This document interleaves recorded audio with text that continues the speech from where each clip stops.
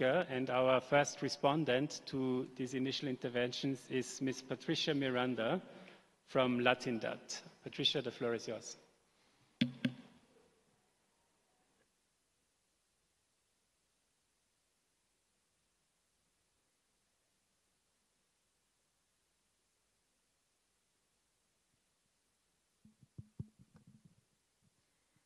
Thank you, Madam Chair, and thank you, moderator. My name is Patricia Miranda from Latindad, and I speak on behalf of the CSO FFD mechanism. In the past days, we have been listening attentively to the need of an international financial architecture reform and improving debt resolution. We couldn't agree with you more.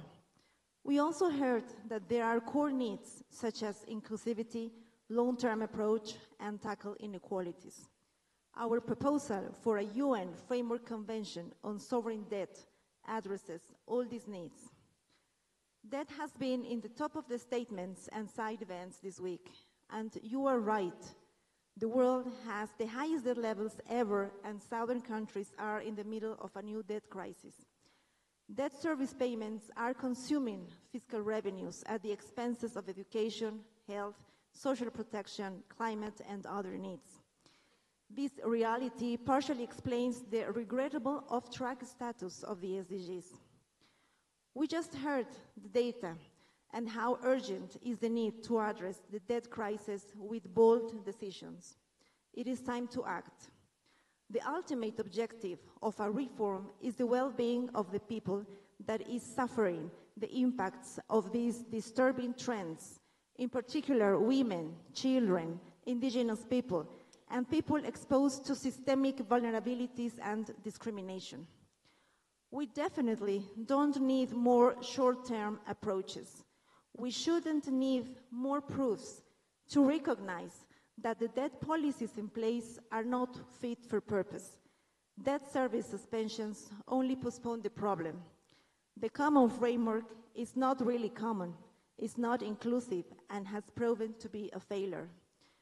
The current non-system of debt exacerbates power asymmetries between lenders and borrowers, leading to implement false solutions that we can't afford. They are leading us to perpetuate the vicious circle of debt where southern countries are trapped, feeding into an endless debt spiral. Solving the debt crisis cannot be addressed with a case-by-case approach. It is a systemic problem affecting low and middle-income countries. We are presenting to the FFD4 a strong and urgent call to establish a UN Framework Convention on Sovereign Debt. The UN is a norms-setting space, and therefore it is the right space to set norms on debt. We welcome the call by the Africa Group for the establishment of a global debt framework at the UN, and other countries that called for a reform of the debt architecture. What are the benefits for such framework? All countries will be sitting at the same table to define the global debt rules. Southern countries will have a voice in the decision-making of the debt architecture. It is a key component of the reform of the global economic governance. It will contribute to prevention, resolution, and financing. This framework convention mainly entails domestic legislations for lenders and borrowers, regulation of credit rating agencies, a new approach to debt sustainability analysis, including both external and domestic debt. It will entail the reduce of debt burden through fair and transparent debt cancellation and restructuring mechanism. Safeguards through automatic debt service cancellation and debt contract clauses to protect southern countries from extreme events and shocks. And it would entail binding responsible lending and borrowing principles. The world needs a UN Framework Convention on Sovereign Debt now.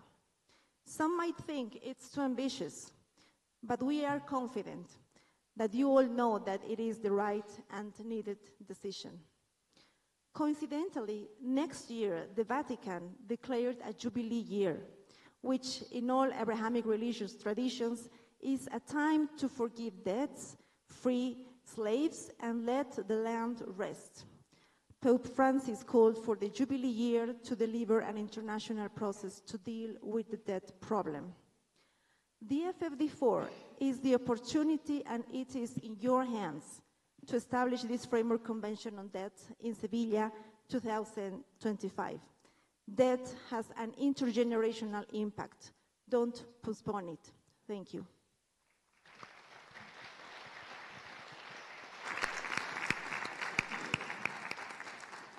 Thank you to the representative from Latin Debt for laying out very concretely this specific proposal that I think is aimed to address many of the challenges that we had just discussed and laid out here.